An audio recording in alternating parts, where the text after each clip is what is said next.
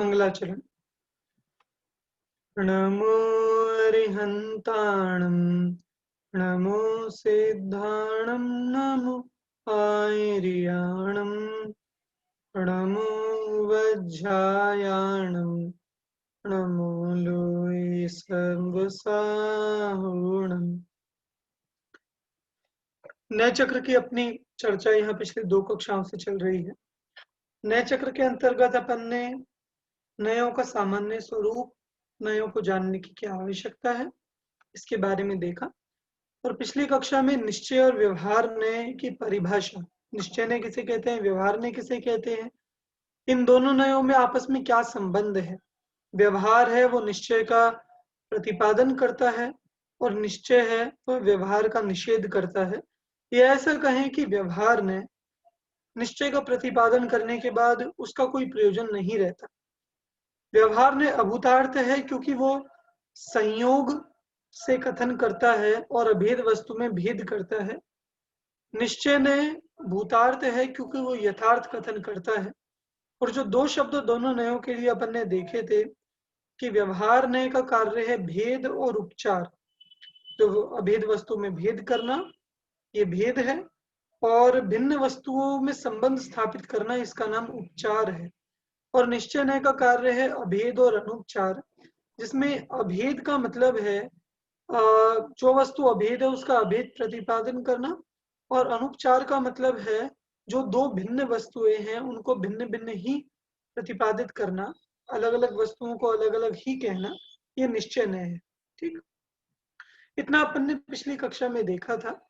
आज निश्चय व्यवहार संबंधी कुछ और सामान्य बातें अपने इस प्रकरण में आएंगी, उनको अपन एक बार देखते हैं। भैया जी बोलो। भैया कल उपचार अनुपचार समझा दो, समझ नहीं आया था। क्या समझाना है? उपचार और अनुपचार बताया था ना आपने, हाँ नहीं आया था। हाँ, उपचार का मतलब है जो 2 वस्तुएं अलग अलग हैं उनमें कोई संबंध नहीं है वस्तुओं में, पर क्योंकि उनका आपस में संयोग है, वे एक साथ हैं, कोई संबंध है नहीं, तो व्यवहार ने कहेगा उनमें संबंध स्थापित करेगा। जैसे शरीर और आत्मा 2 वस्तुएं बिल्कुल अलग अलग हैं, पर क्योंकि एक क्षेत्र अवगाह में है, आत्मा के संयोग में शरीर है, तो व्यवहार ने कहेगा कि ये शरीर ही आत्मा है। इसका नाम है उपचार। एक वस्तु का दूसरी वस्तु से कथन करना, एक के गुण को अन्य के गुण में कहना, इसका नाम है उपचार। ठीक, निश्चय ने क्या करता है, वो अनुपचार, अनुपचार का मतलब है जो 2 वस्तुएं अलग अलग हैं उनको अलग अलग ही कहना, उनमें कोई संबंध स्थापित नहीं करना। शरीर और आत्मा अलग हैं, भले ही संयोग हो पर अलग अलग तो है ना, तो निश्चय ने कहेगा कि हाँ दोनों अलग अलग हैं, इसीलिए दोनों में कोई संबंध नहीं है, कोई किसी को नहीं करता, दोनों अपने आप को करते हैं, कोई किसी का स्वामी नहीं है। तो ये है उपचार और अनुपचार। तो भैया इसका कनेक्टेड होगा, जैसे निश्चय और व्यवहार ने उपचार अनुपचार, इसको मतलब इससे जोड़ेंगे। व्यवहार ने मतलब जो उपचार करता है वो व्यवहार ने, और जो अनुपचार करता है वो नहीं, मतलब उपचार करना व्यवहार ने का कार्य है और अनुपचार ये निश्चय ने का कार्य। ठीक है ठीक है। चलिए तो हम आज वाले विषय पर आते हैं। निश्चय और व्यवहार संबंधी आपस के संबंध अपन ने पिछली बार देखे थे, प्रतिपाद्य प्रतिपादक संबंध, निषेध निषेधक संबंध। अब प्रश्न ये होता है कि ये दोनों नए हैं हमारे सामने, तो हमें किस नए का ग्रहण करना, हमें किस नए को सच्चा माने, फिर व्यवहार नए को पूरा ही छोड़ दें क्या, कितना ग्रहण करें, ग्रहण करना है, तो इस तरह की कई सारे प्रश्न और बातें अपने सामने आती हैं। उनको अपन उस पुस्तक के माध्यम से देखते हैं।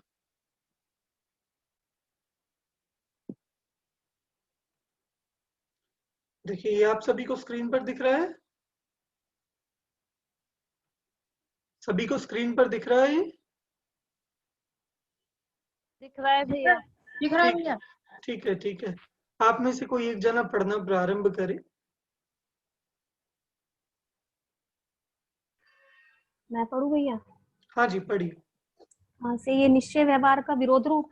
हाँ भैया थोड़ा सा स्क्रीन और सेंटर में लानी पड़ेगी, ये साइड में जा रहा है। करता हूँ।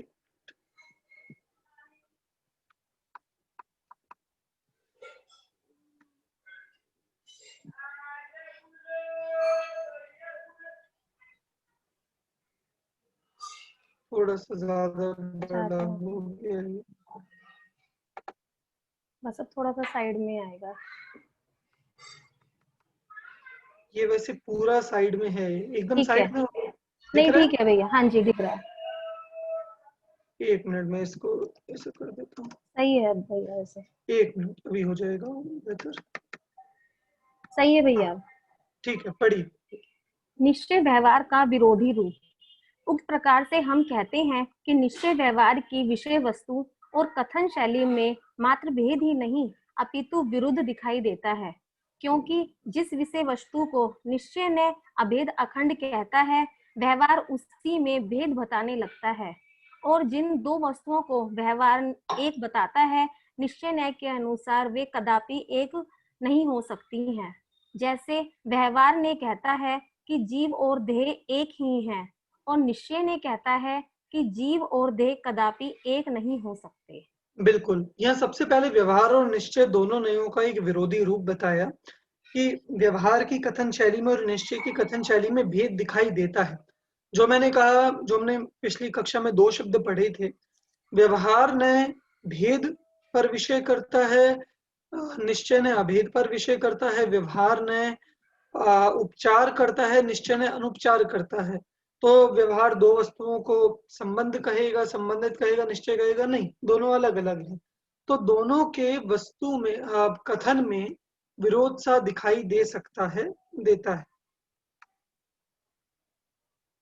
एक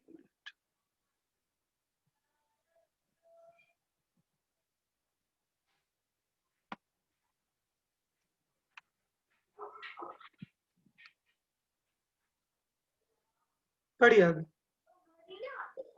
उक्त उदाहरणों में व्यवहार ने पर से एकत्व स्थापित कर रहा है, और निश्चय ने उससे स्पष्ट इंकार कर पर से भेद कर रहा है, अथवा ज्ञानी के चारित्र, दर्शन, ज्ञान, ये 3 भेद व्यवहार से कहे जाते हैं। निश्चय से ज्ञान भी नहीं है, चारित्र भी नहीं है, दर्शन भी नहीं है, ज्ञानी तो एक शुद्ध ज्ञायक ही है। इस उदाहरण में व्यवहार ने स्व में भेद कर रहा है, और निश्चय ने उससे इंकार कर स्व में अभेद स्थापित कर रहा है। ठीक, मतलब वहां वही बता दिया कि जो हमने व्यवहार न्याय के बारे में भेद और अभेद पढ़ा था, व्यवहार निश्चय के बारे में, कि व्यवहार ने तो भेद कर रहा है, निश्चय ने अभेद कर रहा है, ऐसा दोनों में विरोध दिखाई दे रहा है। इस प्रकार व्यवहार का कार्य निज में भेद और पर में अभेद करके समझाना है, और निश्चय का कार्य पर से भेद और स्व से अभेद करना है। व्यवहार ने 2 द्रव्यों में कर्ता कर्म का भेद करता है, उनमें कर्ता कर्म का संबंध बताता है, और निश्चय ने अभिन्न षटकारक के साथ साथ कर्ता कर्म के भेद का निषेध करता है। यही इसके परस्पर विरोध का रूप है। बिल्कुल, यहाँ तो एक सामान्य परस्पर विरोध दिखाई दिया। मतलब एक तो विरोध खड़ा किया कि ऐसा लग रहा है कि दोनों में विरोध है, दोनों के कथनों को देखकर, पर वास्तव में विरोध नहीं है, ये दोनों एक दूसरे के पूरक हैं। इन दोनों में से हम एक को भी हटा दें तो हमें बात समझ में नहीं आएगी, और दोनों को जब अच्छे से समझेंगे तो पूरी वस्तु हमें समझ में आएगी। आगे। निश्चय ने और व्यवहार ने के कथनों में जो परस्पर विरोध दिखाई देता है, वह विषयगत है, क्योंकि अनेकात्मक वस्तु में जो परस्पर विरोधी धर्म युगल पाए जाते हैं, उनमें से एक धर्म निश्चय का और दूसरा धर्म व्यवहार का विषय बनता है। अतः निश्चय व्यवहार एक दूसरे के विरोधी से प्रतीत होते हैं, पर वस्तुतः वे हैं एक दूसरे के पूरक। बिल्कुल, निश्चय व्यवहार भले ही आपको लगे कि विरोधी से, पर एक दूसरे के पूरक है। इसको ऐसे समझ सकते हैं कि जैसे हमने कहा कि आत्मा में भेद भी अभेद भी, तो पिछली बार आपको एक दृष्टांत से बताया था कि मान लो एक फोन है, और आप देखें तो आपको एक देखते ज्ञान हो जाएगा, अच्छा ये फोन है। ठीक, अब जब आप इसका वर्णन करेंगे इस फोन का, तो आप इसमें एक एक विषय को मुख्य करके उसका अलग अलग तरह से कथन करेंगे, अलग अलग प्रकार से कथन करेंगे। वो है क्या, मान लो हमने फोन की 10 विशेषताएं बताई, तो फोन 10 हुआ या फोन 1 है? ये फोन तो 1 ही है, फोन तो 10 नहीं हुआ। तो फिर 10 विशेषताएं कैसे बताई? इसी का नाम है कि व्यवहार ने जब वर्णन करता है वो वस्तु में भेद करके कथन करता है कि इसकी कंपनी ऐसी है, इसकी फंक्शन ऐसा है, इतना भारी है, चलता ऐसे है, कैमरा ऐसा है, 4-5 चीजें बता दी अलग अलग। पर निश्चय ने क्या कहेगा कि ये वस्तु एक ही है, वस्तु पूरी अखंड है, अभेद है। इसीलिए विरोध यद्यपि दिख रहा है पर वास्तव में विरोध नहीं है। व्यवहार ने भेद कर करके वस्तु का कथन कर रहा है और निश्चय ने वस्तु का अभेद बने कथन कर रहा है। ठीक, आगे देखिए। परस्पर विरोधी दोनों नयों का कथन आवश्यक क्यों? दो नयों के बिना वस्तु का समग्र स्वरूप स्पष्ट नहीं हो पाएगा, क्योंकि वस्तु में दो परस्पर विरोधी धर्म युगल पाए जाते हैं। उनमें से एक धर्म का व्यवहार और दूसरे धर्म का निश्चय कथन करता है। यदि दोनों ने एक ही पक्ष का कथन करने लगे तो दूसरा पक्ष अपेक्षित हो जाएगा, उपेक्षित हो जाएगा। अतः वस्तु के संपूर्ण प्रकाशन एवं प्रतिपादन के लिए दोनों नए आवश्यक हैं। इसी दृष्टि से दोनों नए एक दूसरे के पूरक हैं। ठीक है, मतलब वस्तु को पूरी तरह समझने के लिए दोनों नयों का कथन बहुत आवश्यक है। आगे देखते हैं, 1 मिनट पढ़ी। क्या परस्पर विरोधी दोनों नयों का ग्रहण एक साथ संभव है? हाँ, परस्पर विरोधी दोनों नयों का ग्रहण एक साथ संभव है, पर इनके ग्रहण करने का तरीका जुदा है। देखिए, अभी तक यहाँ ये बात कर रहे थे कि दोनों नयों का कथन परस्पर में विरोधी दिख अवश्य रहा है, पर वो वास्तव में एक दूसरे का पूरक है, वो विरोधी नहीं। ठीक, अभी हम बात कर रहे हैं कि अगर आप कहेंगे कि दोनों नयों का कथन एक साथ संभव है, ठीक, पर हम ग्रहण किसका करें? दोनों नए, व्यवहार ने कुछ कह रहे, निश्चय ने कुछ, हम किसे सच्चा माने? हम क्या माने? हम श्रद्धान किसका करें? व्यवहार का श्रद्धान करें या निश्चय का श्रद्धान करें? हम किसे सच्चा माने, किसे झूठा माने? एक बार में एक ही बात, जब दोनों बातें परस्पर में विरोधी दिख रही हैं तो दोनों बातों को तो मान नहीं सकते। फिर हम इसे सही माने या इसे सही माने, ये प्रश्न है। ग्रहण करना मतलब है कि सही हम किसे माने। पढ़िए। जैसे जहाँ जिनवानी में निश्चय की मुख्यता से कथन है, वहाँ उसे सत्यार्थ ऐसे ही है ऐसा जानना, तथा जहाँ व्यवहार की मुख्यता से कथन है, वहाँ उसे ऐसा है नहीं, निमित्तादि की उपेक्षा उपचार किया है। यहाँ अपेक्षा शब्द आना है, गलत छपा है, निमित्तादि की अपेक्षा उपचार किया है, ऐसा जानना। इस प्रकार जानने का नाम ही दोनों नयों का ग्रहण करना है। ठीक, देखिए, दोनों नयों का ग्रहण का सीधा ये जो वाक्य है, ये टोडरमल जी का वाक्य है, मोक्ष और प्रकाशक का 7वें अधिकार का। यहाँ साफ सीधी भाषा में ये कहा है कि जब व्यवहार का कथन हो रहा है उसे तो सत्यार्थ नहीं है। ठीक, साफ कह दिया। ये देखिए, ऐसे है नहीं, निमित्तादि की अपेक्षा उपचार किया है, यहाँ साफ साफ ये बात है। ठीक, निश्चय ने के कथन को तो सत्यार्थ ऐसे ही है, इस तरह से जानना कि जैसे कह रहे वैसे ही है।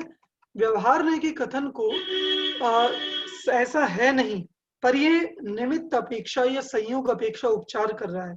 जैसे निश्चय ने कह रहे शरीर और आत्मा अलग अलग, व्यवहार ने कह रहे कि दोनों एक है, बताओ हम दोनों को एक ही माने या अलग अलग माने? तो व्यवहार निश्चय ने का जो कहना है कि दोनों अलग अलग है, ये तो बिल्कुल सत्य है, हम इसे सत्य ही मानेंगे।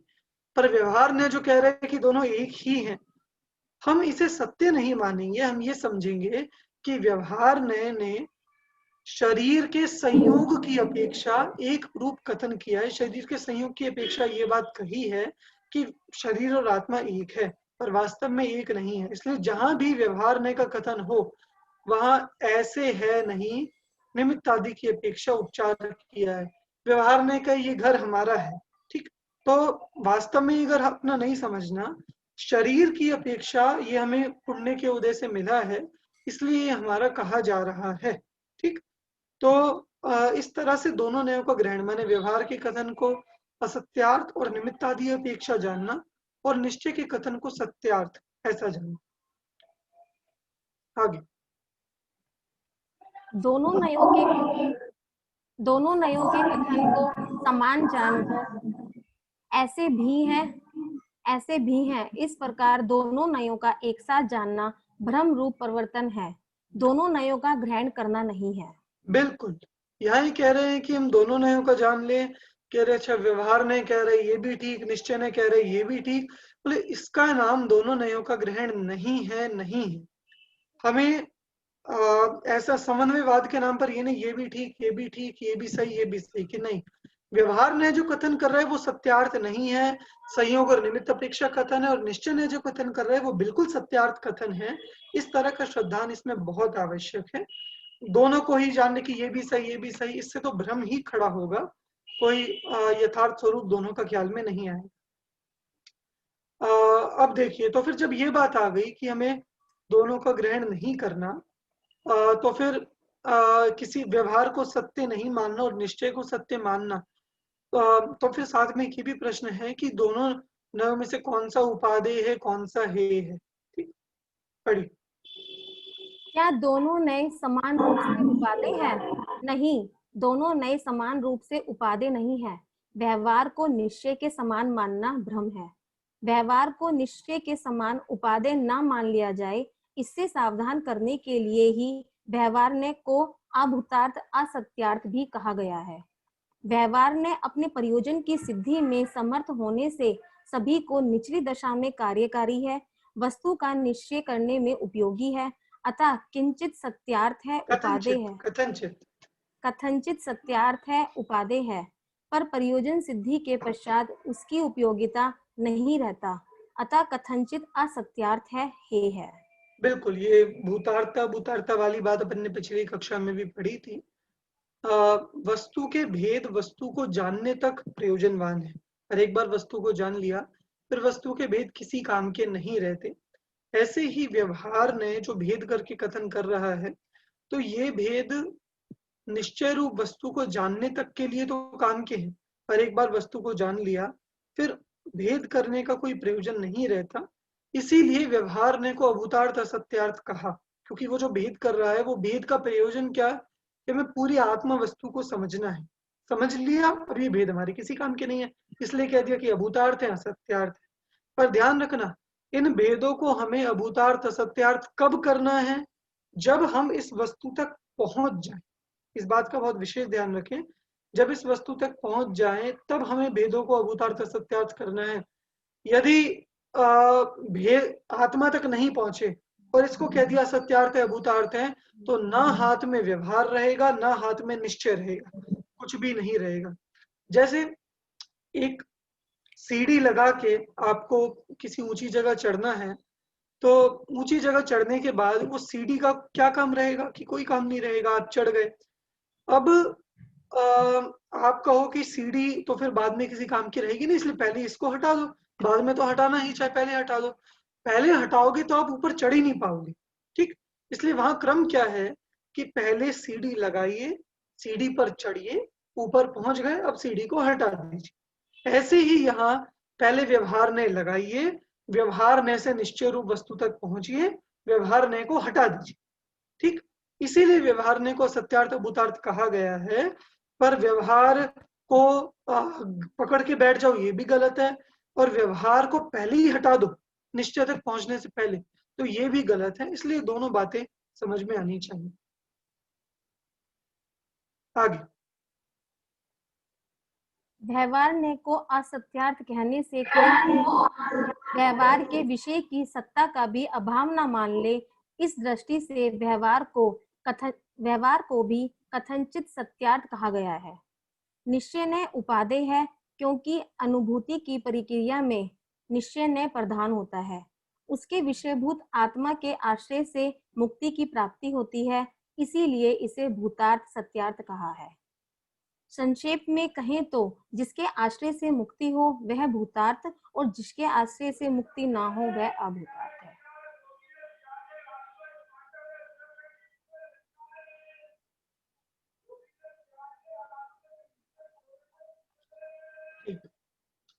तो यहाँ पूरी बात के लिए यही कहा गया कि व्यवहार ने को अभूतार्थ असत्यार्थ कहा जा रहा है।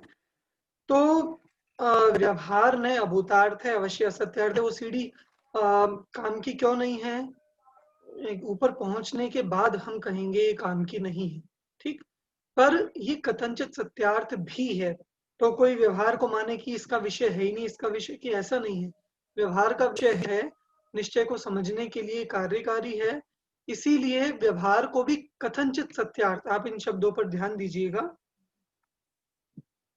कथनचित सत्यार्थ कहा गया है व्यवहार को भी, ठीक है।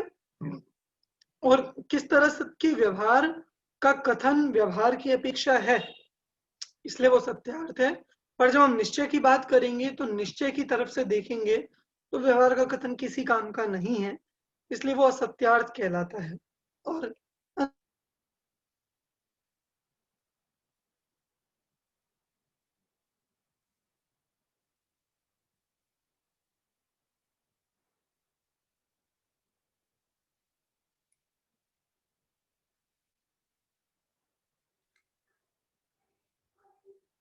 आवाज कहाँ गई इसकी? मुझे लग रहा मेरी इस तरफ से कट गया ये। आवाज नहीं आ रही है। आवाज नहीं आ रही है।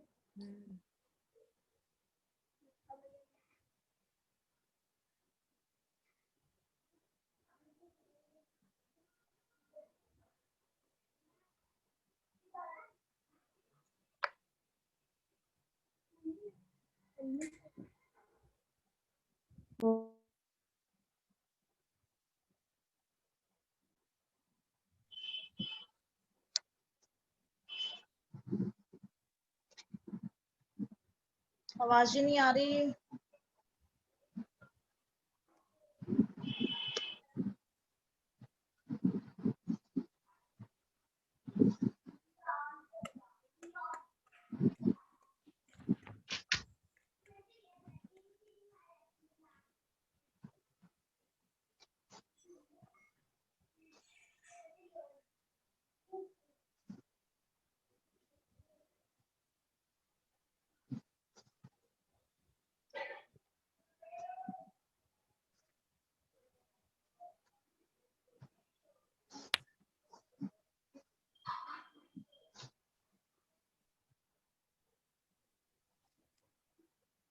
मेरी आवाज आ रही है? नहीं आ रही भैया, अब आ रही है। आई है। हाँ, पता नहीं इसमें से कैसे डिस्कनेक्ट हो गया, मैं एक बार ट्राई करता हूँ फिर से। आ रही है अभी आवाज? ठीक है, ठीक है। चलिए, तो अपनी बात यहाँ ये चल रही थी कि व्यवहार ने को यदि मतलब पूरी तरह असत्यार्थ मानने की बात या नहीं है, इसलिए हम यहाँ कह रहे हैं कथनचित सत्यार्थ कथनचित असत्यार्थ, इस तरह से हम मानेंगे। व्यवहार व्यवहार की अपेक्षा है वो सत्यार्थ है, और जब हम निश्चय की बात करेंगे तो निश्चय ने की अपेक्षा व्यवहार ने असत्यार्थ हो जाता है, ठीक। ऐसे ही और जो अंत में यहाँ वाक्य कहा गया पीडीएफ में, वहां ये कहा गया कि जिसके आश्रय से मुक्ति हो उसका नाम सत्यार्थ है, और जिसके आश्रय से मुक्ति न हो उसका नाम असत्यार्थ है, ठीक। तो इसीलिए अंततः मुक्ति जो होती है वो निश्चय के आश्रय से होती है, हम इसलिए हम निश्चय को सत्यार्थ मान रहे हैं। और व्यवहार के आश्रय से क्योंकि मुक्ति नहीं होती, इसलिए व्यवहार के विषय के आश्रय से मुक्ति नहीं होती, इसलिए व्यवहार ने सत्यार्थ नहीं है, ऐसा समझना। आगे की पीडीएफ में दिखाता हूँ, 1 मिनट। ये भूतार्थ और अभूतार्थ क्या, इसका क्या अर्थ है? हाँ, पिछली बार भी मैंने पिछली कक्षा में भी बताया था, भूत का मतलब होता है जो है, ठीक, और अभूत का मतलब होता है जो नहीं है। भूत मतलब होना और अर्थ मतलब वस्तु, जिसका विषय वास्तव में है, विद्यमान है, उसका नाम है भूतार्थ, ठीक। और जिसका विषय वास्तव में विद्यमान नहीं है उसका नाम है अभूतार्थ। निश्चय नय का विषय वास्तव में है, निश्चय नय शरीर आत्मा को अलग अलग कह रही है, वास्तव में है, इसलिए उसे कहते हैं भूत अर्थ, इसका विषय विद्यमान है। व्यवहार में कह रहे कि दोनों एक ही है, पर ऐसा वास्तव में नहीं है, इसलिए हम कहेंगे इसका विषय विद्यमान नहीं है, इसलिए उसको अभूतार्थ कहा गया है। ये व्यवहार ने जब तक सत्यार्थ है, जब तक निश्चय तक नहीं पहुंचेंगे, या फिर सत्यार्थी कहलाएगा कथनचित? यही हम कहेंगे कि जब तक निश्चय तक नहीं पहुंचे हैं तब तक सत्यार्थ है, और एक बार निश्चय तक पहुंच गए उसके लिए असत्यार्थ है। जो व्यक्ति निश्चय तक नहीं पहुंचा है वो कहने लगे कि व्यवहार में असत्यार्थ है, असत्यार्थ है, तो उसका कहना सही नहीं होगा। ठीक, मैं 1 मिनट आपके सामने पीडीएफ वापस शेयर करता हूँ।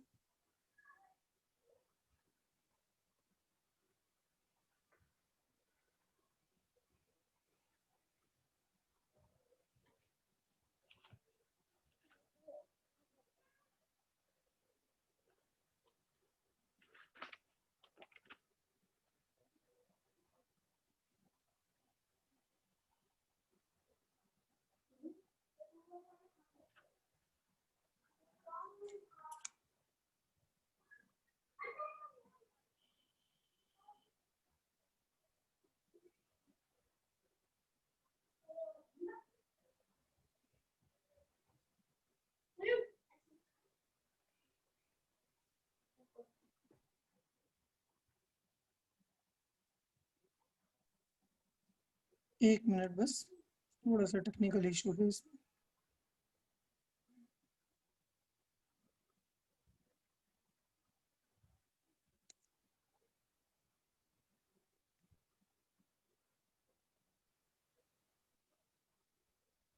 ठीक,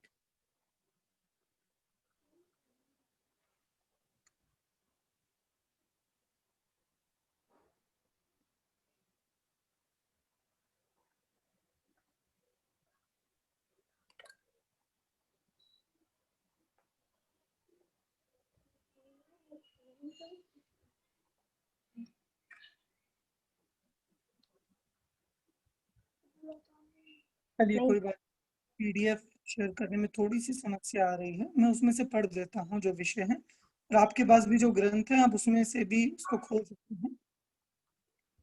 देखिए, तो अपना इतना विषय हो गया कि व्यवहार ने को जब हम ये कहें कि जिसने के आशय से मुक्ति हो वो सत्यार्थ है, और जिसके आशय से मुक्ति ना हो वो असत्यार्थ है। ठीक, आगे व्यवहार ने भेद प्रभेद। ठीक है, अच्छा एक पैराग्राफ इसमें बचा है। अभूतार्थ होने के कारण ही व्यवहार ने निषेध्य है। व्यवहार ने के निषेध के बाद निश्चय का पक्ष भी विलय हो जाता है, क्योंकि नयों का प्रयोग विकल्पात्मक भूमिका में तत्वों का निर्णय करने के लिए ही होता है, आत्माराधना के समय नहीं। अनुभव के काल में तो नए संबंधी विकल्प विलय हो जाते हैं। एक और बात है निश्चय नय के संबंध में कि व्यवहार नय की जब हम बात करेंगे तब तो ये बात है ही कि निश्चय नय का ग्रहण करने पर व्यवहार नय अभूतार्थ हो जाता है, असत्यार्थ हो जाता है। पर हम निश्चय नय के लिए कब कहेंगे? क्या कभी निश्चय नय भी असत्यार्थ होता है? क्या कभी निश्चय नय भी अभूतार्थ होता है? कि हाँ, निश्चय नय ने जिस आत्मा को बताया, हम जब उस आत्मा का अनुभव करने लगेंगे तो हमारे लिए निश्चय नय भी अभूतार्थ हो जाएगा। वो कैसे? तो हमारे लिए निश्चय नय भी अभूतार्थ हो जाएगा। अभूतार्थ का मतलब है कि अब निश्चय नय का भी हमारे लिए क्या प्रयोजन रहा कि जिस आत्मा को निश्चय ने बताया, हमने उस आत्मा का अनुभव कर लिया, तो अब वो निश्चय नय भी जैसे व्यवहार ने हमारे किसी काम का नहीं रहा, ऐसे वो निश्चय नय हमारे किसी काम का नहीं रहा। ठीक,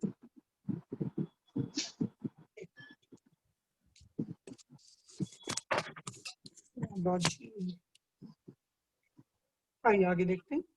आप लोग के पास पीडीएफ है तो आप अपने किसी में खोल सकते हैं। इस प्रकार हम देखते हैं कि जब तक नया विकल्प चलता रहता है तब तक आत्मा परोक्ष ही रहता है, प्रत्यक्ष अनुभूति का विषय नहीं बन पाता, क्योंकि नए पक्षातीत होती है। यहाँ विशेष ध्यान बात यह है निश्चय है कि तो मात्र पक्ष या विकल्प को छोड़ना है, उसके विषयभूत अर्थ को तो ग्रहण करना है, और व्यवहार ने का मात्र पक्ष ही नहीं विषयभूत अर्थ भी छोड़ने योग्य है, अतः दोनों ने समान रूप से उपादेय नहीं है। देखिए पेज नंबर बता दो। हाँ, इसमें मेरा चल रहा है पेज नंबर 14 पर चल रहा है, पेज नंबर ये 14। जो फोन में पीडीएफ है ना उसमें। हाँ, पीडीएफ का पेज नंबर आप 10 खोल लीजिए, पीडीएफ का पेज नंबर 10 और वैसे बुक का पेज नंबर 14। तो यहाँ उपादेय के संबंध में ये बात कहा कि व्यवहार ने का तो हमें विषय भी छोड़ना है, विकल्प भी छोड़ना है, दोनों ही बातें छोड़नी है। पर निश्चय ने का हमें जब तक हम विचार कर रहे हैं तब तक उसका विकल्प तो है।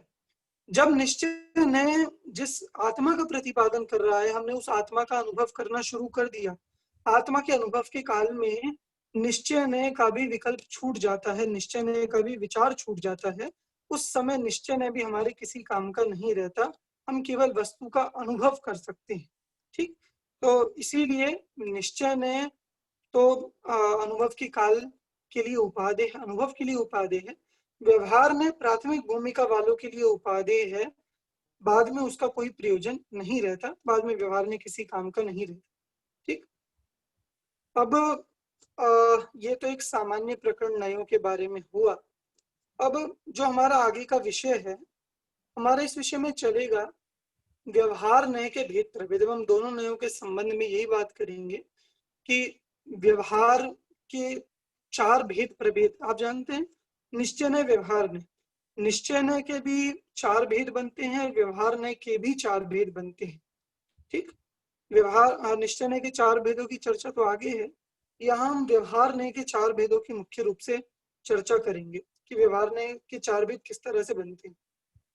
सबसे पहले हम एक सामान्य इसका स्वरूप समझ लेते हैं, फिर अपन पुस्तक में से बाद में देखेंगे। निश्चय नय में व्यवहार में सबसे पहले 2 भेद बनेंगे, 2 भेद, एक सद्भूत और एक असद्भूत।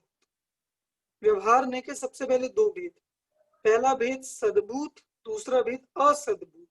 ठीक, दोनों में क्या अंतर आएगा, सद्भूत में और असद्भूत में? सद्भूत का मतलब हुआ जो आत्मा की सत्ता में है, इसका नाम है सद्भूत। और असद्भूत का मतलब जो आत्मा की सत्ता में नहीं। फिर से, सद्भूत का मतलब हुआ जो आत्मा की सत्ता में है, और असद्भूत मतलब जो आत्मा की सत्ता में नहीं है। असद्भूत व्यवहार उन वस्तुओं को विषय करता है जो आत्मा की से बाहर है, जो आत्मा के विषय नहीं है। ठीक, उनको विषय करता है व्यवहार में, और ये असद्भूत व्यवहार। और सद्भूत व्यवहार किसे विषय करेगा, राग द्वेष को, और जो आत्मा की निर्मल पर्याय है उनको, जो आत्मा की सत्ता में है। ठीक, जैसे शरीर आत्मा की सत्ता में नहीं है, पर द्रव्य है, परिग्रह है, संयोग है, परिवार है, ये सब आत्मा की सत्ता में नहीं है, इसलिए इनको विषय करेगा असद्भूत व्यवहार। कौन सा व्यवहार, असद्भूत व्यवहार। और जो आत्मा की सत्ता में है उनको विषय करेगा सद्भूत व्यवहार। जैसे आत्मा के रागादिक भाव हो रहे हैं, क्रोध हो रहा है, हास्यादिक कषाएं हो रही हैं, या फिर कहें आत्मा का ज्ञान है, दर्शन है, आत्मा के अनंत गुण है, सम्यक दर्शन ज्ञान चारित्र आत्मा में हुआ, जो कुछ आत्मा में हो सकता है उसको विषय करेगा सद्भूत व्यवहार। और जो जो आत्मा में नहीं है उसको विषय करेगा असद्भूत व्यवहार। ये बात समझ में आई? ठीक, मतलब ये 2 बातें बहुत क्लियर दिमाग में बुक हो तो उसमें आप देख सकते हैं, 15 नंबर पर इसका एक चार्ट भी बना हुआ है। तो पहले सद्भूत व्यवहार और सद्भूत व्यवहार, एक बार फिर से बता रहा हूं इसको। सद्भूत, सद्भूत, सद्भूत मतलब है, असद्भूत है ही नहीं, असद्भूत है ही नहीं। कहाँ है और कहाँ नहीं है, कि आत्मा में है और आत्मा में नहीं है। तो जो आत्मा में है उसको तो विषय करता है सद्भूत व्यवहार। जैसे आत्मा के विकारी भाव, आत्मा के अनंत गुण पर्याय। ठीक, इसको कौन विषय करेगा, सद्भूत व्यवहार। और असद्भूत व्यवहार किसे विषय करेगा, जो आत्मा की सत्ता में नहीं है। शरीर हो गया, द्रव्य कर्म हो गए, 9 कर्म हो गए, परिवार और धन कुटुंब, जितनी बाहर की चीजें हैं ये सब हो गया असद्भूत व्यवहार। ठीक, ये 2 बातें पहले क्लियर करो, सद्भूत और असद्भूत व्यवहार। चलो बताओ, ये मेरी पुस्तक है, ये मेरी पुस्तक है, ये कौन सा व्यवहार कहेगा, असद्भुत, असद्भुत। असद्भूत व्यवहार का। हाँ ठीक, जी। तुम्हें बहुत गुस्सा आता है, ये कौन से व्यवहार का विषय है? सद्बुद्ध का। क्यों? वो अपने अपने उसमें होते हैं ना। अच्छा, कभी कभी ऐसा होगा कि मुझे इस व्यक्ति को देखकर बहुत गुस्सा आता है, मुझे इस व्यक्ति को देखकर बहुत गुस्सा आता है, ये कौन से व्यवहार का कथन कहोगे? असद्बुद्ध। कि देखो, हमने ये कहा इस व्यक्ति के कारण तो परद्रव्य से संबंध किया, इसलिए असद्भूत, पर मुझे गुस्सा आता है इसलिए सद्भूत। ठीक है, तो है दोनों ही व्यवहार का प्रयोग एक ही वाक्य में किया है। ठीक है, तो इस तरह से आप देख सकते हैं कि जैसे आत्मा के अनंत गुण कहे, आत्मा का ज्ञान कहा, ये सब बंद कर देते हैं 2 मिनट के लिए। और जो आत्मा से भिन्न है, परद्रव्य हैं, उनकी बात करें तो ये सब असद्भूत व्यवहार की बात है। ठीक ठीक, तो ये दो भेद हो गए सबसे पहले व्यवहार के, एक सद्भूत व्यवहार और एक असद्भूत व्यवहार। अब इन दोनों के दो दो भेद हैं, सद्भूत व्यवहार के भी दो भेद है, असद्भूत व्यवहार के भी दो भेद हैं। उन भेदों का नाम है उपचरित और अनुपचरित।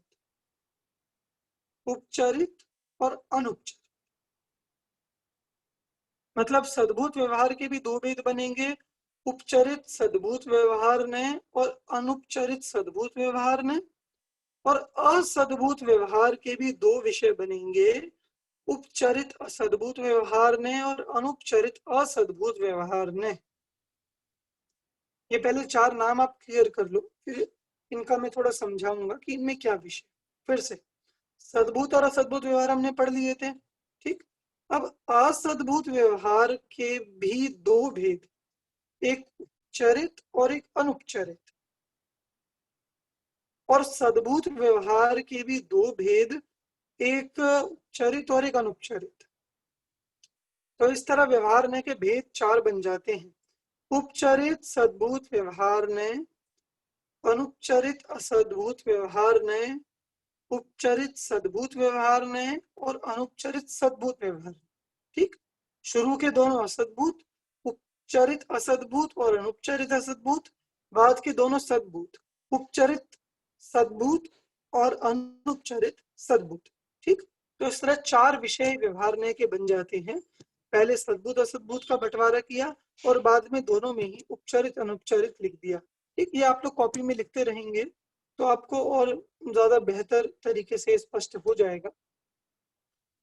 सद्भूत असद्भूत का तो मतलब समझ लिया, सद्भूत मतलब जो आत्मा की सत्ता में है, असद्भूत मतलब जो आत्मा की सत्ता में नहीं है। उपचरित और अनुपचरित का क्या मतलब है? ठीक, आप इसको दोनों में अलग अलग समझना पड़ेगा। असद्भूत में उपचरित अनुपचरित का अलग मतलब है और सद्भूत में उपचरित अनुपचरित का अलग मतलब है। पहले हम असद्भूत की बात करेंगे। असद्भूत, असद्भूत में क्या आता है? जो आत्मा की सत्ता में नहीं है, शरीर पर द्रव्य संयम। भैया हाँ भैया, ये उपचरित अनुपचरित दोनों के नाम सेम सेम है, दोनों में लगेंगे, असद्भुत में और सद्भुत में। बिल्कुल बिल्कुल बिल्कुल, दो पर नाम क्या हो जाएगा? ऊपर तो हो जाएगा उपचरित सद्भूत और अनुपचरित सद्भूत, और नीचे हो जाएगा उपचरित असद्भूत और अनुपचरित असद्भूत। ठीक, इस तरह से नाम बदल जाएंगे। अब सबसे पहले अभी सद्भूत को एक साइड कर दो, अभी हम बात करेंगे सिर्फ असद्भूत की। असद्भूत व्यवहार में क्या आता है? असद्भूत व्यवहार ने का मतलब होता है, असद्भूत व्यवहार ने जो आत्मा की सत्ता से बाहर वस्तुएं हैं उनको जो विषय करता है वो है असद्भूत व्यवहार। ठीक, अब वो वस्तुएं कितनी तरह की हैं जो आत्मा से भिन्न है? ऐसी वस्तुओं में कोई आप भेद कर सकते हो? ऐसी वस्तुएं कितनी तरह की हैं कि जैसे एक तो घर परिवार संपत्ति और एक अपना शरीर, और ये कि देखो इसमें एक तो ऐसी चीजें हैं जो आत्मा के क्षेत्र से भी बाहर है, जैसे घर परिवार संपत्ति, और दूसरी ऐसी चीजें हैं भिन्न तो हैं पर हैं आत्मा के एक क्षेत्र में ही, जैसे शरीर और द्रव्य कर्म। तो यहाँ असद्भूत में उपचरित अनुपचरित का क्या मतलब हुआ कि ऐसी चीजें जो आत्मा की क्षेत्र से भी, या क्षेत्र शब्द आप प्रयोग कर सकते, जो आत्मा के क्षेत्र से भी बाहर है, प्रदेश भिन्न है जिसमें, वो तो है उपचरित असद्भूत। जो आत्मा की सत्ता से भी बाहर है वे है उपचरित असद्भूत। उपचरित असद्भूत। और जो आत्मा से भिन्न तो हैं पर है आत्मा की सत्ता में ही, जैसे शरीर और द्रव्य कर्म। शरीर और द्रव्य कर्म, तो ये दोनों आएंगे अनुपचरित असद्भूत में। अनुपचरित असद्भूत। आपको इसको और सरल भाषा में करना हो तो अपन ने द्रव्य कर्म, भाव कर्म, नौकर्म सुने हैं तीनों। सिम्मी जान आप बताएंगे क्या होते हैं तीनों, द्रव्य कर्म, भाव कर्म, नौकर्म?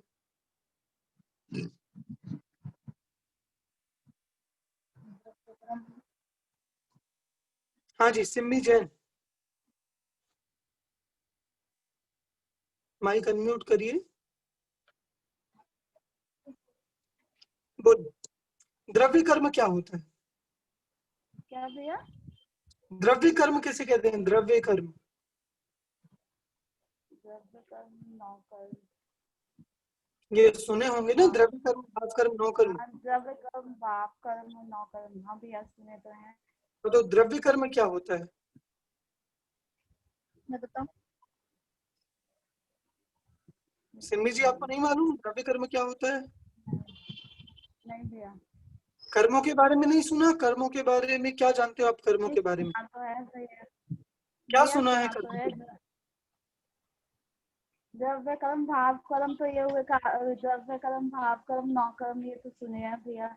भाव में? कर्म ये कषाय और ठीक है, आत्मा के रागाधिक जो कषाय विकार हो गए, ये हो गए भाव कर्म। ठीक है, भाव कर्म। और बताइए और कर्मों के बारे में क्या पता है आपको?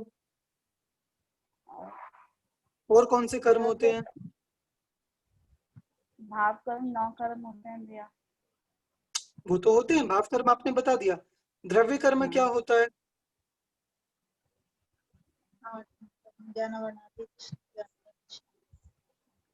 जो ज्ञानावरण आदि ज्ञानावरण। उन्हें कहते हैं द्रव्य कर्म। ठीक, ज्ञानावरण, दर्शनावरण, मोहिनी, अंतर, वेदनी, आयु, नाम, गोत्र। और नौ कर्म क्या होता है? मकान, दुकान, संयोग, शरीर। ठीक, शरीर, संयोग, मकान, दुकान, ये सब है नौ। सब नौकर। आपके द्रव्य कर्म वो आएंगे अनुपचरित असद्भूत व्यवहार नय में। अनुपचरित असद्भुत व्यवहार नय क्या? द्रव्य कर्म। ठीक, जो ज्ञानावरणादिक कर्म। 9 कर्मों में एक तो है शरीर और एक है बाकी सारे संयोग। शरीर भी इसी में आएगा, अनुपचरित असद्भुत व्यवहार में, और बाकी सारे 9 कर्म जाएंगे उपचरित असद्भुत व्यवहार में।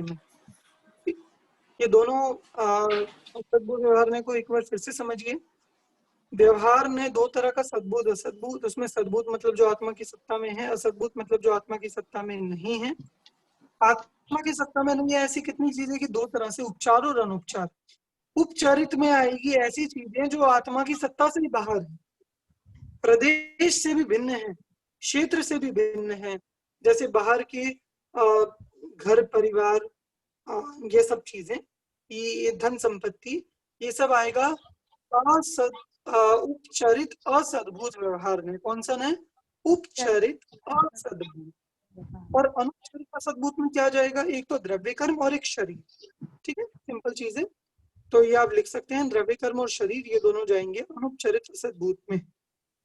तो जब हम बात करेंगे कि आत्मा के पाप कर्म का उदय, पुण्य कर्म का उदय, ये अनुपचरित असद्भुत की बात। और जब जब हम बात करेंगे मान लो आत्मा शरीर की, खा रहे हैं, पी रहे हैं, ये कर रहे हैं, तो ये भी अनुपचरित असद्भुत की बात है। और जब हम बाहर परद्रव्यों की बात करेंगे, मेरा घर, मेरी संपत्ति, मेरी पत्नी, मेरे बच्चे, ये है उपचरित असद्भुत व्यवहार नहीं की बात। ठीक, दोनों असद्भुत व्यवहार ने क्लियर है। उपचरित जिसमें आत्मा से भी बिल्कुल साक्षात अलग परद्रव्य, और अनुपचरित जिसमें जो साक्षात भिन्न नहीं दिखते पर भिन्न है, ऐसे द्रव्य कर्म और शरीर, ये दोनों जाएंगे कैसा है अनुपचरित में? जी अनुपचरित में शरीर बताया था ना, द्रव्य कर्म और शरीर। बिल्कुल, अनुपचरित में द्रव्य कर्म जाएगा और शरीर जाएगा, जो भिन्न तो है पर स्पष्ट भिन्न दिखते नहीं। भिन्न तो है ठीक। और उपचरित में क्या जाएगा, उपचरित सद्भूत में, कि ऐसी चीजें जो भिन्न हैं और भिन्न दिखती भी हैं। कि देखो ये सब मुझसे, ये कपड़ा है, ये कपड़े, बोलो कौन से नए का विषय है, कौन से व्यवहार का विषय है, उपचरित। कौन सा उपचरित, असद्भुत व्यवहार ने, उपचरित असद्भुत व्यवहार। और हमने कहा कि देखो ये व्यक्ति काला है, ये व्यक्ति गोरा है, ये कौन से नए का विषय है, अनुपचरित असद्भुत व्यवहार में। हमने कहा कि देखो बेचारे का कितना पाप का उदय है, ये कौन से नए का कथन है, ये अनुपचरित अनुपचरित में। मतलब आप सबसे पहले तो डिवीजन करिए कि ये सद्भूत में जाएगा या असद्भूत में, तो हमने देखा असद्भूत में जाएगा। अब असद्भूत में उपचरित में भेजे, अनुपचरित में भेजे, तो हमने देखा कि नहीं नहीं ये साक्षात भिन्न नहीं दिखता, आत्मा के क्षेत्र में ही है, इसलिए हम भेजेंगे इसको अनुपचरित असद्भूत। क्लियर है? ठीक। अब हम आते हैं सद्भूत व्यवहार में। कहाँ आएंगे? सद्भूत व्यवहार। देखिए सद्भुत व्यवहार में क्या क्या बातें आएंगी, जो चीजें आत्मा की सत्ता में है। अब आत्मा की सत्ता में चार चीज, इसमें से दो जाएंगी उपचरित सद्भूत व्यवहार में और दो जाएंगी अनुपचरित सद्भूत व्यवहार में। कैसे? देखिए चार चीजें कौन सी जो आत्मा की सत्ता में है। आत्मा की सत्ता में राग द्वेष है, राग द्वेष विकार है, राग द्वेष विकार। तो जितने राग द्वेष विकार कषाय ये आत्मा की सत्ता में है। अच्छा, शुद्ध पर्यायों में जो अल्प विकसित है, अल्प पर्याय, अल्प शुद्ध पर्याय मतलब सम्यक दर्शन हो गया, या अणुव्रत हो गया, या देश चारित्र हो गया, या सकल चारित्र हो गया, या मति ज्ञान हो गया, श्रुत ज्ञान हो गया, ये जो आत्मा की ही पर्याय है, पर कैसी है? अल्प विकसित, अभी पूरी विकसित नहीं हुई है, पूरी शुद्ध नहीं हुई है। जैसे चौथे गुण स्थान में आत्मा का सुख तो प्रकट हुआ है, पर वो बहुत थोड़ा है। मुनिराज आत्मा का सुख लेते हैं, पर वो अल्प है। तो इसे हम कह सकते हैं अल्प शुद्ध पर्याय। तो राग,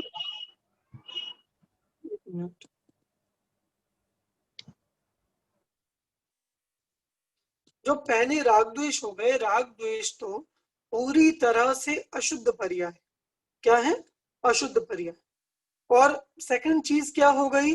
अल्प शुद्ध पर्याय। राग द्वेष अशुद्ध पर्याय और सेकंड चीज हो गई अल्प शुद्ध पर्याय, जो पूरी शुद्ध नहीं हुई। ये दो चीजें कहाँ जाएंगी? उपचरित सद्भूत व्यवहार में। सद्भूत आत्मा की सत्ता में है, पर उपचरित में जाएंगी। ठीक। और क्या है आत्मा की सत्ता में इसके अलावा?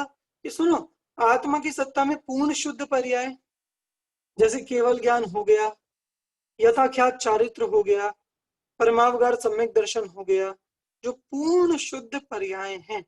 ठीक। तो पूर्ण शुद्ध पर्याय और गुण भेद, दर्शन ज्ञान चारित्र, जो आत्मा में अनंत गुण है, अनंत गुण, ये दोनों जाएंगे अनुपचरित सद्भूत व्यवहार नय में। फिर से आत्मा की सत्ता में चार चीजें। पहला अशुद्ध पर्याय, राग द्वेष विकार कषाय, अशुद्ध पर्याय। दूसरा अल्प विकसित शुद्ध पर्याय, अल्प शुद्ध पर्याय। दूसरा जैसे समय चौथे गुण स्थान में सम्यक दर्शन ज्ञान चारित्र हुआ, देश चारित्र हुआ, सकल चारित्र हुआ, आगे आगे। ठीक। तो ये अल्प शुद्ध पर्याय। ठीक। तीसरी है पूर्ण शुद्ध पर्याय। पूर्ण शुद्ध पर्याय मतलब जैसे केवल ज्ञान हो गया था, क्या चारित्र हो गया, सिद्धावस्था हो गई, पूर्ण शुद्ध पर्याय। और चौथा क्या हो गया? गुण भेद, गुण आत्मा के अनंत गुण। ये चार चीजें आत्मा की सत्ता में है। अब इसमें से अशुद्ध पर्याय और अल्प शुद्ध पर्याय, ये दोनों जाएंगी उपचरित सद्भूत। सद्भूत का ही अपन बात करें, सद्भूत में उपचरित अनुपचरित, ये दोनों जाएंगे उपचरित सद्भूत में। और जो ये दोनों है पूर्ण शुद्ध पर्याय और गुण भेद, ये दोनों जाएंगे अनुपचरित सद्भूत में। ठीक है, ये चार बातें क्लियर है। उपचरित सद्भूत में आया शुद्ध पर्याय, अल्प शुद्ध पर्याय, और अनुपचरित सद्भूत में आया पूर्ण शुद्ध पर्याय और गुण भेद। ठीक, ये चार चीजें हमने दो दो व्यवहार नय में इस तरह से बांट, चार चीजें थी, अब हमने दो दो व्यवहार नय में इस तरह से बांट दी। ठीक, तो इस तरह से चार व्यवहार ने हुए। एक बार इसको आप फिर से देखिए, सद्भुत व्यवहारने वाले को। अगर मैंने कहा कि इस आत्मा को मति ज्ञान है, ये कौन से व्यवहार का कथन है? उपचरित सद्भुत सद्भुत व्यवहार में। उपचरित सद्भुत, क्योंकि अल्प विकसित शुद्ध पर्याय। ठीक है, मैंने कहा कि देखो ये जीव मोक्ष चला गया, पहले ये चारों में से कहाँ जाएगा? जीव की मोक्ष पर्याय अनुपचरित सद्भुत व्यवहार में। बिल्कुल। हम पहले देखेंगे सद्भुत आत्मा की सत्ता में है कि हाँ आत्मा की सत्ता में है। अब चरित्र में जाएगा, अनुपचरित हम देखेंगे अशुद्ध पर्याय की शुद्ध पर्याय। शुद्ध पर्याय में अल्प विकसित है, पूर्ण विकसित है कि पूर्ण विकसित, इसलिए जाएगा अनुपचरित सद्भुत व्यवहार में। ठीक, हम कहे आत्मा में ज्ञान दर्शन आदि अनंत गुण है, ये कौन से उसमें जाएगा? अनुपचरित सद्भुत व्यवहार में। अनुपचरित सद्भुत व्यवहार में, क्योंकि अनंत गुणों का भेद किया। ठीक, और ऐसे अगर हम ये कहें कि भैया ये तो मिथ्या दृष्टि हुई, अज्ञानी, ये कौन से नय में जाएगा? सद्भुत व्यवहार में। कौन सा? उपचरित सद्भुत व्यवहार ने। सद्भुत व्यवहार नय में ये जाएगा कि जिसमें विकारी पर्याय शामिल होती हैं। ठीक, तो इस तरह से दोनों सद्भुत व्यवहार नय भी हमने देख ली है। उपचरित सद्भुत में जा रहा है अपना अशुद्ध पर्याय और अल्प विकसित शुद्ध पर्याय। अनुपचरित सद्भुत में जा रहा है पूर्ण विकसित शुद्ध पर्याय और ठीक है। तो इस तरह से चारों व्यवहार ने होगा। मैं एक बार चारों को फिर से रिवाइज करा रहा हूँ। व्यवहार ने दो तरह का, सद्भुत और असद्भुत। सद्भुत व्यवहार ने मतलब जो आत्मा की सत्ता में है, असद्भुत व्यवहार ने मतलब जो आत्मा की सत्ता में नहीं। ठीक, आत्मा की सत्ता में नहीं है ऐसी चीजें दो तरह की, एक तो जो आत्मा के क्षेत्र में है, एक क्षेत्र में है, और एक जो आत्मा के क्षेत्र से बाहर है। जो आत्मा के क्षेत्र से भी बाहर है, ये चीजें दो तरह की, ये दो तरह की नहीं, जो आत्मा के क्षेत्र से बाहर है, ऐसे घर परिवार स्त्री पुत्र कुटुंब पैसा, ये सब जो बाहर की चीजें हैं जो साक्षात भिन्न है, ये जाएगी उपचरित असद्भुत व्यवहार में। ठीक, चलो सेकंड, ऐसी चीज जो आत्मा से भिन्न तो है पर साक्षात भिन्न दिखती नहीं है, आत्मा के साथ एक ही क्षेत्र में है, ऐसे शरीर और द्रव्य कर्म, ये जाएंगे अनुपचरित असद्भुत व्यवहार, है तो भिन्न आत्मा से। ठीक, अब ऐसी चीजें हैं कि आत्मा की सत्ता में तो है, इसके आगे जैसे भाव कर्म हुए, तो रागादिक जितने भाव कर्म है ये, और शुद्ध पर्याय जो अल्प है, पूर्ण शुद्ध नहीं है, ये दोनों जाएंगे उपचरित सद्भुत व्यवहार नय में। उपचरित सद्भुत व्यवहार नय।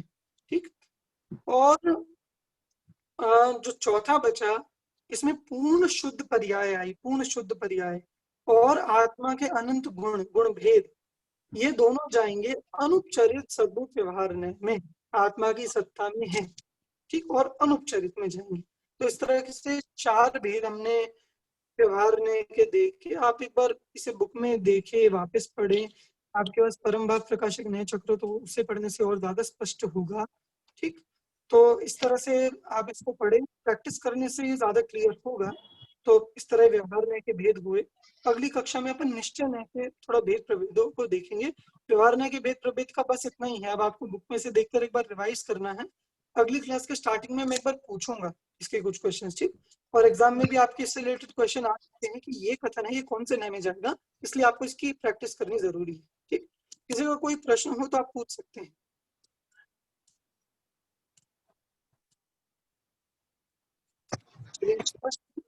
ठीक, तो अभी की कक्षा में ही पूरी करते हैं। आप सभी ये व्यवहार नय के कथनों की प्रैक्टिस करें तो आपको स्पष्ट हो जाएगा।